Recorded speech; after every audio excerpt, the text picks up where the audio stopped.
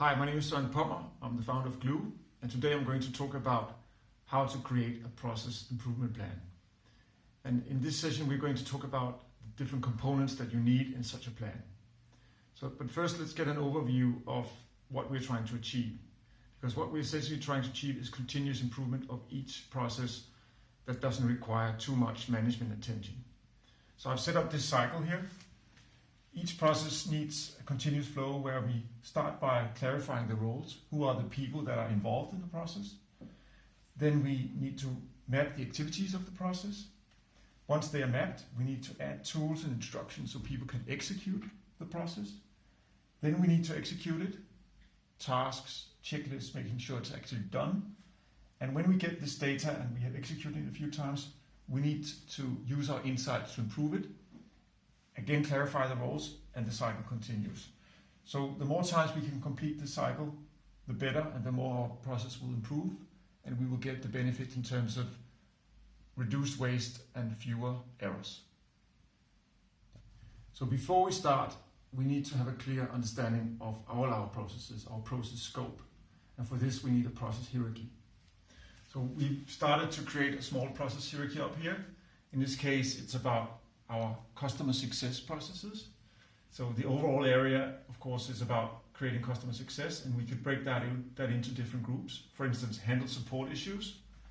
This could be broken into handle complaint, and so on and so on. So for each area, we would need to break it down into the different topics that we need to cover, and we would need to prioritize these different processes, and then we would know which process to start with, where we have perhaps the most issues or the most benefits. So once we know the scope and we know where to start, we should start mapping our process. So in this case, let's take the handle complaint process. So the first thing we need to do is to clarify the roles, the people that are involved in the process. And for this, we need our swim lane diagram. So each swim lane represents the work that one role must perform. So in this case, we may have a swim lane for support agent. Once we have the roles clear, we may have the support agent, the supervisor, and the customer. We need to start mapping the activities. That is actually the main chunks of work, the main jobs that each role must do. So we map the different activities, the events, in our process diagram. So once we mapped our process, people know who does what. Then we need to go one level deeper to show how things are done. So this is where we add tools and work instructions for each activity. So each activity in our process map needs to be clarified in terms of how is this job actually done. And this is where video and images are very helpful. So if I can see here how to do in our support system, how I handle a complaint and have the actual steps here, I would save a lot of time and I would reduce the error rate a lot. So second is to create a format and a standard for creating work instructions. So once we have our process map, our process hierarchy and our work instructions clear, then we have a good understanding of how the work is done. Now we need to actually execute the work. And this is where our checklists and our tasks come in. So we may need to add specific measurable tasks related to each activity in the process. So for instance, in the case of the support agent handling a complaint, he needs to make sure that he's looked at the contract, he's looked at the SLA, he's looked at the compensation, and for each case he may need to check this off so that we can validate that the process has been followed. This creates a lot of useful data for our process improvement efforts, and is very important in instilling the discipline to actually execute the process consistently each time. Another thing we need when executing the processes is that every time somebody executes a process, they need to be able to add their ideas, add their questions, add the issues they see. They need to do it in the structure of the checklist or the activity so we can easily follow up on it later when we're improving the process. So each time a support agent is executing our complaint handling process, there will be a chance to reflect, a chance to capture issues, ideas, and everything.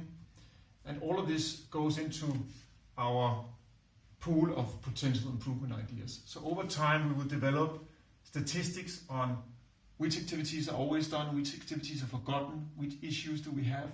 And as long as we can capture all this data in a structured manner, we are automatically building a basis for identifying potential improvements. So of course we need to have regular reviews of our process, and all these points we need to feed back into the loop so that we clarify if the support agent needs to change his behavior, if activities need to be different, or if we need more tools or different tools, and if we're forgetting anything. So that is where this cycle becomes almost automatic. So these are the essential elements we need for our process improvement plan. We need our process hierarchy. We need our process mapping standard, our own blueprint for how we map processes, who does what. We need our standard for work instructions, a template for that. We need our tools for executing our tasks, our checklists, and we need to capture all this data and feed it back into the process so that this cycle really starts turning.